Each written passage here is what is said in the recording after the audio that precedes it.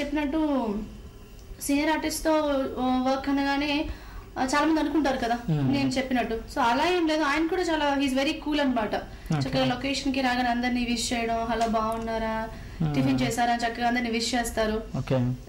బాగుంది ఆయన కూడా వర్క్ చేయడం. అలాగే వేద, అలాగే శివపార్వతి ఆంటీ, నారాయణరావు గారు, వీళ్ళందరితో వర్క్ చేశాను. చక్కగా హ్యాపీగా కూల్ గా అయిపోయింది. ఓకే.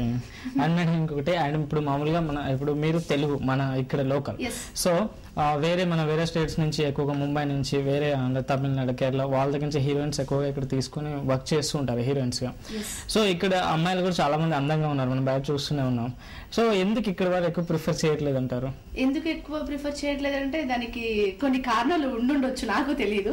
ఫస్ట్ ఆఫ్ ఆల్ ఏంటంటే ఎక్స్పోజింగ్ అండి. చాలా మంది ఒప్పుకోరు హైదరాబాద్ అమ్మాయిలు, నాకు తెలిసి 90% ఒప్పుకోకపోవచ్చు. సో వాళ్ళు ఏంటంటే ఇంకా ఫస్ట్ వాళ్ళు ఫ్యాషన్ ఫీల్డ్ లో ఉంటారు కాబట్టి, వాళ్ళు మోడల్స్ కాబట్టి వాళ్ళు చేసేస్తారు ఈజీగా. సో మన వాళ్ళు చేయలేరు కాబట్టి కొంచెం అలా వెనుకబడి ఉన్నారు మన హీరోయిన్స్ అయితే. ఓకే. యాక్చువల్గా సినిమాకి స్కిన్ షో అనేది ముఖ్యం అవసరం అంటారు పక్కాగా? అది ఎంతవరకు చేయాలో అంతవరకు చేస్తేనే బాగుంటుంది. ఓకే. సో మన వాళ్ళు కొంతవరకునే చేయలేరు, అందుకే మన వాళ్ళకి ఇంకా ఆఫర్స్ రాలేదు. ఆఫర్స్ అందుకే రాలేదంటున్నారు. అంతే, డెఫినెట్ గా అంతే. సో ఇప్పటికి చాలా మూవీస్ చేశారు. సో మీ బెస్ట్ కాంప్లిమెంట్స్ ఏమి వచ్చాయి అంటే పలానా కో ఆర్టిస్ట్ పలానా బాగా చేసావు అమ్మాయి, లేకపోతే ఇలా చేసావు, చాలా ఇలా మిమ్మల్ని చూస్తుంటే ఇలా అనిపించారు, వీళ్ళని కంపేర్ చేసుకున్నాను, సో అలాంటి ఎవరైనా ఉన్నారా? షిరిడి సాయి కదా సీరియల్ చేశాను. ఓకే. జీ తెలుగు. గెటప్ వేసినప్పుడు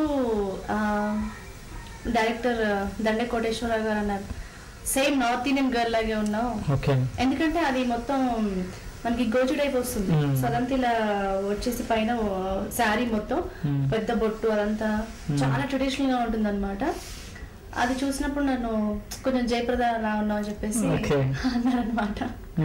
సో అది బెస్ట్ కాంప్లిమెంట్, నాకు చాలా హ్యాపీగా ఫీల్ అయ్యాను. ఓకే. సో చెప్పండి మేడం, మరి ఇప్పుడు చేస్తున్నారు మీ ఫ్యామిలీ మెంబర్స్ లో ఎలా ఉంటుంది ఎంకరేజ్మెంట్? బాగుంటుంది. మమ్మీ షూటింగ్స్ కి ఈవెంట్స్ కి నాతో ఎక్కువ వస్తూ ఉంటారు అనమాట. మమ్మీ లేదే అసలు వెళ్ళను. షూటింగ్ అయినా ఈవెంట్ అయినా మానేస్తాను, కానీ మమ్మీ లేకుండా అస్సలు వెళ్ళను. సో ఇంకెవరు ఉంటారు మీ ఇంట్లో? డాడీ, చెల్లి, తమ్ముడు. మేము ఫ్యామిలీ మెంబర్స్ 5 అనమాట. చెల్లి షీ ఈజ్ ఎ బ్యూటీషియన్, తమ్ముడు 10th క్లాస్ చదువుతున్నాడు, డాడీ కమర్షియల్ పెయింటర్, మమ్మీ నాతో ఇంకా షూటింగ్స్ కి వస్తూ ఉంటారు. ఇది మా family.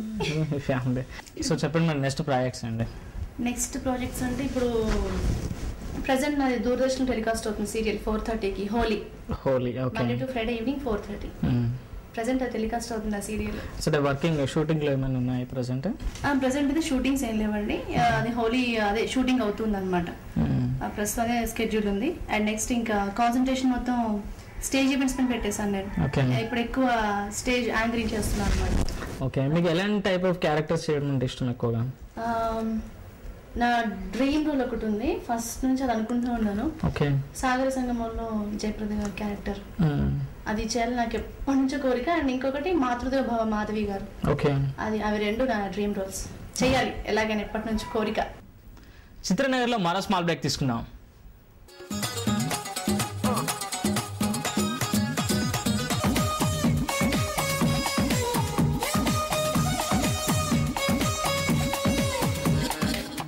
Pullarity Sweets, now at Kondapur. Share your happy moments with pure ghee sweets. మన చుట్టూ ఎన్నో అవకాశాలు, అయినా ప్రయత్నిస్తే అన్నీ విఫలం. ఏది చేయాలనుకున్నా చేతికి అందినట్లే అంది చేజారిపోతుందా? దీనికి కారణం మీ గ్రహస్థితి. మీ గ్రహస్థితి మీకు అనుకూలంగా ఉందో లేదో తెలుసుకోవాలనుకుంటున్నారా? అయితే పవిత్ర పుణ్యక్షేత్రమైన కాశీలో నాగసాధు అఘోరాలతో ధ్యాన తపస్సుతో వాక్ సిద్ధి మంత్రసిద్ధి పొందిన జ్యోతిష్య పండిట్ శ్రీ రాఘవేంద్ర సిద్ధాంతి గారితో ఒకసారి సంప్రదించండి. సమస్యలతో చింతిస్తున్నారా? ఇక చింతించకండి.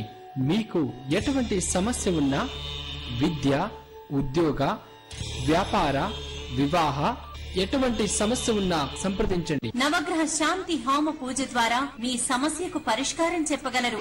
Shri Raghavendra Jyothishalayam, opposite Birla Mandir museum, Hyderabad. Phone 8886441388. గుర్తుంచుకోండి, పవిత్రమైన పూజకు పవిత్రమైన పూజా సామాగ్రి శ్రీ సాయి పూజా సామాగ్రి. విచ్చేయండి శ్రీ సాయి పూజా సామాగ్రి, సికింద్రాబాద్, కూకట్పల్లి, దిల్సుఖ్ నగర్.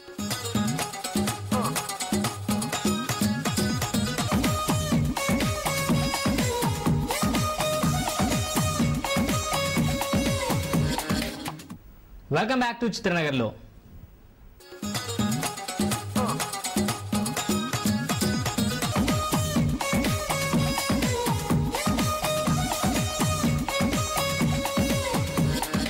ఇప్పుడు మీ ఫేవరెట్ హీరో ఎవరు టాలీవుడ్లో? మెగాస్టార్. ఓకే, ఇప్పుడు మెగాస్టార్ ఆల్రెడీ అంటే మూవీస్ కి దూరమే చాలా ఇయర్స్ అవుతుంది కదా, సో ఆ తర్వాత ఆ నెంబర్ 1 ప్లేస్ కి ఎవరైతే కరెక్ట్ సూటబుల్ హీరో అనుకుంటున్నారు? నేను చెప్పలేను. చెప్పండి, మామూలు మీ పర్సనల్ ఒపీనియన్. ఆయన ఎవరు క్రాస్ చేయలేరు. Of course. సో మేడం ఇప్పుడు ప్రెసెంట్ అంటే ఒక ఆర్టిస్ట్ గా చేస్తున్నారు, ఒక హీరోయిన్ గా చేస్తున్నారు. సో ఫ్యూచర్ లో అంటే ఎప్పటికీ అనేది ఉండదు కదా, ఒక హీరోయిన్ గా అవకాశాలు రాకపోవడం, అంటే మెయిన్ ఒక సిస్టర్ హీరో సిస్టర్ కానివ్వండి ఇలా రావు కదా. సో ఫ్యూచర్ లో కూడా ఒక మెయిన్ ఒక అమ్మ పాత్ర కానివ్వండి, లేకపోతే ఒక ఆంటీ క్యారెక్టర్స్ ఇలా వచ్చినా కూడా చేస్తారు? Funny question. అప్పుడు చూద్దాం, నాకు ఆంటీ ఏజ్ వచ్చినప్పుడు. లేదు అంటే లైక్ ఇలానే అప్పటికి ఎలా నాకు మ్యారేజ్ అయిపోతుంది. ఓకే, అప్పుడు ఎలాగో ఆంటీ అంటారు. మా హస్బెండ్ ఒప్పుకుంటే చేస్తాను, లేకపోతే ఇంకా ఆంధ్రాడు వల్ల హౌస్ వైఫ్ గా మిగిలిపోతాను. అంటే బేసిక్ ఉంటుంది కదా, అంటే ఎక్కువగా ఇప్పుడు ఏమంటారు ఒక మెయిన్ లీడ్ క్యారెక్టర్స్ వస్తేనే చేస్తానని అంటుంటారు. సో సడన్ ఏజ్ అయిపోయిన తర్వాత అప్పుడు రావు ఆ క్యారెక్టర్స్. సో అప్పుడు కూడా ఖచ్చితంగా నేను ఇవైతేనే చేస్తాను, లేకుంటే నేను మానేస్తాను అనేది ఒకటి ఉంటుంది కదా. లేదు, చేస్తాను అమ్మ. మీరంటే ఈ ఫీల్డ్ ఏంటంటే కొంచెం గ్లామర్, కొంచెం ఏజ్ ఉన్నప్పుడే హీరోయిన్ గా అవకాశాలు వస్తూ ఉంటాయి. సో అది ఓకే, అంతవరకు చేస్తాను. సో మేబీ ఫ్యూచర్ లో నాకు యాక్టింగ్ చేయాలనిపిస్తే మాత్రం డెఫినెట్ గా మీరు అన్నట్టు అమ్మ, పిన్ని, అత్తమ్మ చేస్తాను చేస్తారు. ఓకే, మనం మామూలుగా సినిమాలో చూస్తున్నాం హీరోయిన్స్ కూడా పాటలు పాడుతున్నారు. నిత్యమైన చూసాము, కలర్స్ వాచ్ చూసాం, ప్రతి హీరోయిన్ మామూలుగా ఛాన్సెస్ పాడడానికి రెడీగా ఉన్నారు. సో మీకు ఛాన్సెస్ మీరు పాడతారా? ఇదివరకు ఎప్పుడు ట్రై చేయలేదు, నేను పాడితే ఉంటారా లేదు. సో మీకు ఛాన్స్ ఇచ్చారనుకోండి అప్పుడు పాడతాను. సో ఇప్పుడు మా కోసం ఒకటి పాడండి. సరే, ఓకే. మౌనమేలను మౌనమేలను ఈ మరపురానిరే, మౌనమేలను ఈ మరపురానిరే, ఎదలో వెన్నెల వెలిగే కన్నుల, ఎదలో వెన్నెల వెలిగే కన్నుల, తారారే.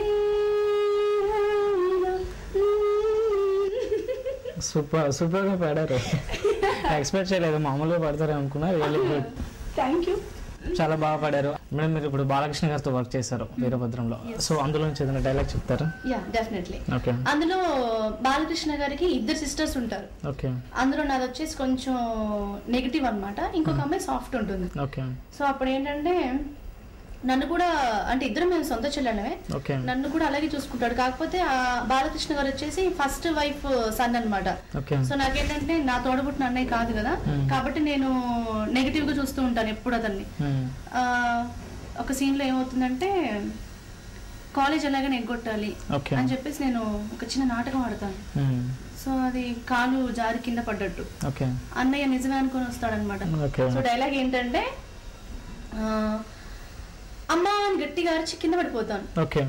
సో పడ్డప్పుడు చెల్లెమ్మ దగ్గరికి రాగానే కాలు పట్టుకుంటారు, గట్టిగా పట్టుకొని వదులు, నేనేదో కాలేజ్ ఎగ్గొడదామని యాక్టింగ్ చేస్తుంటే నువ్వు నాకంటే బాగా యాక్ట్ చేస్తున్నావే, వెళ్ళి నీ పని చూసుకో, ఈడియట్.